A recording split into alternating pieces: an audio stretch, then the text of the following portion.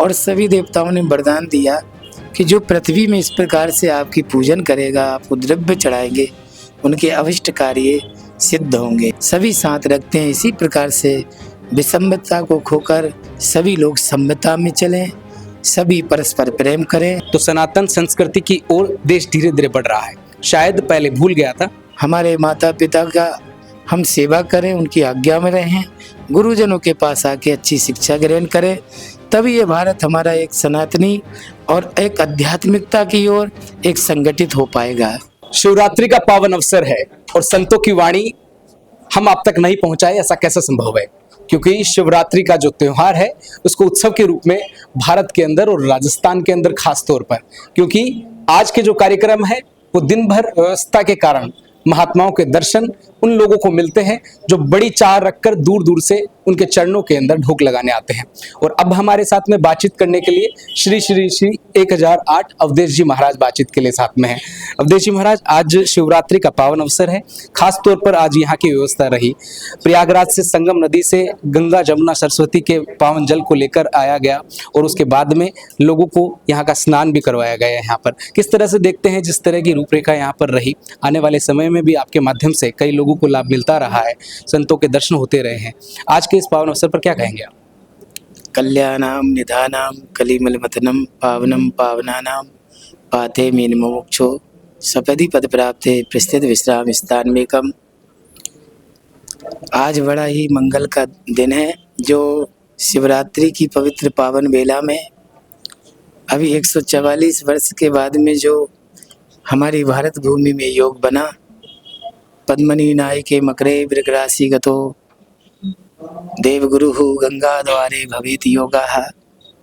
तो गंगा जी के जो द्वार में महाकुंभ भरा, जहाँ पे माघ मकरगत रवि जब हुई, तीर्थपति आप सबको ही पूरे विश्व के और अनेक कंदराओं से निकलकर महात्मा वहाँ तप, संयम, यज्ञ सारी चीज़ें वहाँ करते हैं।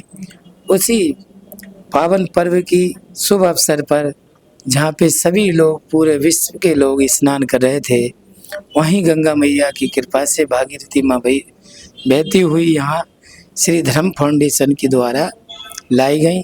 और यहाँ पे पवित्र जो है 2 घाट बने, जहाँ पे सभी बहन बेटियों ने स्नान किया और पुरुषों ने स्नान किया, और माँ भागीरथी गंगा मैया का पवित्र जल भगवान शिव जी को अर्पित किया। आज ही के दिन पृथ्वी पे शिवलिंग के रूप में भगवान शिव जी अवतारित हुए थे। तो शिवलिंग जी के रूप में अवतारित होने के बाद में लक्ष्मी जी ने गन्ने का रस चढ़ाया, विष्णु भगवान ने अपने बादाम का जूस चढ़ाया, सभी देवताओं ने अपने अपने प्रिय द्रव्य अर्पित किए और सभी देवताओं ने वरदान दिया कि जो पृथ्वी में इस प्रकार से आपकी पूजन करेगा, आपको द्रव्य चढ़ाएंगे, उनके अभिष्ट कार्य सिद्ध होंगे। और 4 पहर की आज पूजन होती है। सुबह से ही पूरे जयपुर वासी, जयपुर से बाहर के लोगों को आना जाना लगा रहा, जिसमें अनेक ऋषि मुनि भी आए, अनेक मंत्रीजन भी आए, और सब ने बड़े भाव और प्रेम से स्नान, ध्यान और पूजा करके अपनी जीवन को कृतकृत बनाया, बड़े आनंदित होके गए। अब यहाँ पे चतुर्पहर की पूजा प्रारंभ हो गई है, प्रथम पहर चल रहा है, जहाँ पे 4 पहर की पूजन का बहुत बड़ा पुण्य होता है, अनेक प्रकार के कामनाएं पूर्ण होती हैं भगवान शिव जी की कृपा से। तो पूरे देशवासी को, पूरे राजस्थान को शिवरात्रि की मंगल कामनाएं देते हुए और प्रार्थना करते हैं कि सनातन धर्म की जो गंगा है, सगुण निर्गुण की, इसी प्रकार से प्रवाहित होती रहे, सभी में प्रेम हो, भाईचारा हो, एक दूसरे के प्रति संवेदना हो। जैसे भगवान शिव जी चूहे और सर्प सभी साथ रखते हैं, इसी प्रकार से विषमता को खोकर सभी लोग समता में चलें, सभी परस्पर प्रेम करें, घर में सबके राम राज्य की स्थापना हो। इन्हीं कामनाओं के साथ शिवरात्रि की बहुत बहुत शुभकामनाएं। गुरु का दर्जा सबसे ऊपर होता है और इस शब्दों के माध्यम से ये व्यक्त करना हर किसी के बस की बात नहीं है, ना कोई कर पाया है। कहा गया है कि गुरु गोविंद दो खड़े काके लागू पाओ, बलिहारी गुरु आपने गुरु गोविंद दियो बताए। गुरु का महत्व भी बढ़ जाता है। शिवरात्रि का पावन अवसर है, कई लोग आ रहे हैं, जिनको दर्शन भी मिल रहे हैं, दर्शन लाभ भी मिल रहा है और चरणों में ढोक लगाने का भी जो है आनंद मिल रहा है। आने वाले समय में आपके माध्यम से कई ऐसे कार्यक्रम करे गए हैं जो पहले भी किए गए हैं और आने वाले समय में भी कर रहे होंगे, क्योंकि जिस तरह से समाज में बदलाव की आवश्यकता होती है। और रही बात हिंदुत्व की, तो सनातन संस्कृति की ओर देश धीरे धीरे बढ़ रहा है। शायद पहले भूल गया था, इस अवज में कितना कार्य अभी होना चाहिए, क्योंकि हिंदुत्व को सनातन से जोड़ने की आवश्यकता है। तो उसको किस तरह से जोड़ा जा सकता है और कितने इसके अंदर काम अभी आने वाले समय में होने वाले हैं। सनातन धर्म की और परंपरा की जहाँ चर्चा करते हैं तो आप, तो सबसे पहले हमारे बाल गोपाल जो हैं, आने वाले भविष्य, इनको हम लोग आईपीएस, आईएएस, आरएस, एमबीए बनाने के लिए तो चिंतन करते हैं, पर हम अपने परिवार को और बाल गोपालों को हमारी भारतीय सभ्यता, हमारी भारतीय परंपराओं से हम वंचित करते जा रहे हैं। इसके कारण से ये हमको देखना पड़ रहा है। कुमार आचरित प्रज्ञो धर्मानी भागवतानी ध्रुवो पहलाद के जैसे हमें बाल गोपालों को अपने माता पिता को प्रणाम करना चाहिए और अपनी बुआ बहन का स्वागत सम्मान करना चाहिए।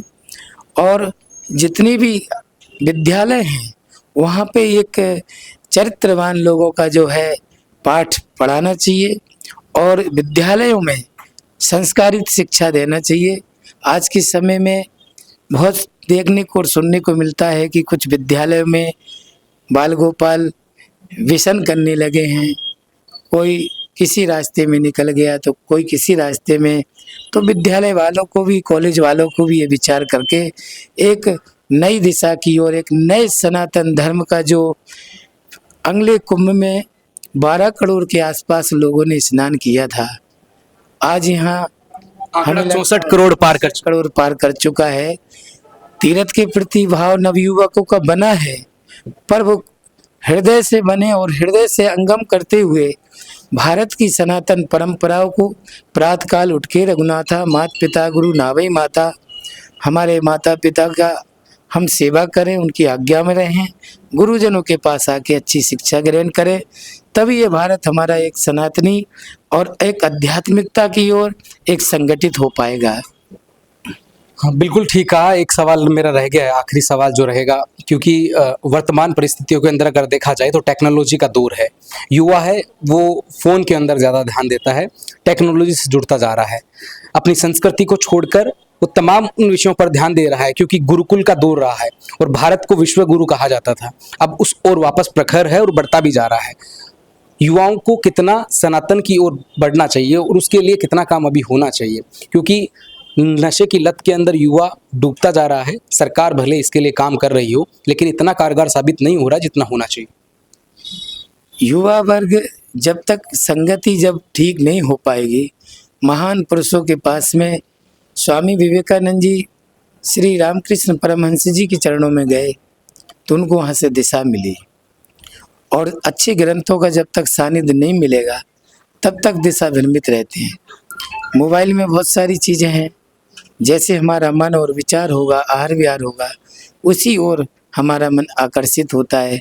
जैसे संत लोग अपने संयम रखते हैं आहार पे, विहार पे, अपनी मनोरंजन पे, अपनी श्रृंगार पे, जो कुछ भी करना है भगवत प्राप्ति के लिए करना है, जो चर्चा करना है भगवान की प्राप्ति की चर्चा करना है।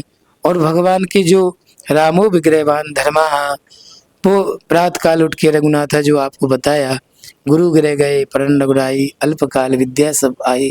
तो ऐसा भाव रखते हुए युवा वर्ग को अपनी संगति को ध्यान देना चाहिए और अच्छे ग्रंथों का सानिध्य लें, तभी हम सभी टेक्नोलॉजी और साइंस और विज्ञान जो भी अध्ययन कर रहे हैं उसका हम सदुपयोग कर पाएंगे। आज के समय में बच्चे मनोरंजन में, नाना प्रकार के मोबाइल में, रील में, इन सब में न लगते हुए एक अपने विद्यार्थी के पढ़ने वाला एक ग्रंथ ही वो उसका मंदिर होता है, उनके प्रश्न उत्तर ही महामंत्र होते हैं। और भारत में यदि सबसे बड़ी पवित्र जगह कोई होती होगी तो वो सबसे बड़ी पवित्र जगह विद्यालय हो सकता है। तो ऐसे पवित्र विद्यालय में जाकर गुरुजनों का सम्मान और अच्छी संगति का उनको ध्यान रखना चाहिए। बिल्कुल जैसी संगत होगी वैसी रंगत होगी, क्योंकि संगत का एक बड़ा योगदान रहता है। आप किस सानिध्य में रहते हैं, आपकी संगत क्या है, आपके आपके आचार विचार क्या हैं, आपके साथ में उठने बैठने वाले कैसे हैं, इसकी एक महत्वपूर्ण भूमिका मानव जीवन के अंदर रहती है। हमारे साथ बातचीत के लिए अभी श्री श्री अवधेश जी महाराज थे, और जिन्होंने बताया कि युवा जनरेशन को संगत के साथ के अंदर सनातन से जुड़ने के लिए उन विषयों के ऊपर भी ध्यान देना चाहिए जो आपको गुरुकुल जैसी शिक्षा से जोड़ता हो, साथ के अंदर आपको सनातन की ओर खींचता हो। मेरे सहयोगी जावेद के साथ मैं दीपक कुमावत, अपडेट इंडिया, जयपुर।